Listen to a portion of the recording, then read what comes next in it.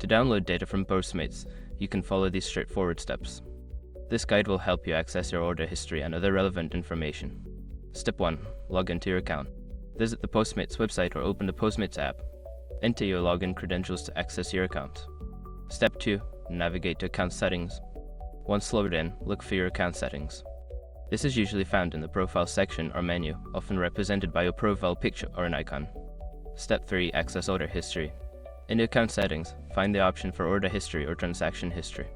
This section contains all your past orders and relevant data. Step 4. Select data to download. Review your order history and select the specific data you want to download. This may include details like order dates, items ordered, and total amounts. Step 5. Download the data. Look for a download option, which may be labeled as export or download. Follow the prompts to save the data to your device, usually in a CSV or PDF format. After completing these steps, you will have successfully downloaded your data from Postmates. If you encounter any issues, consider checking the help section or contacting customer support for assistance.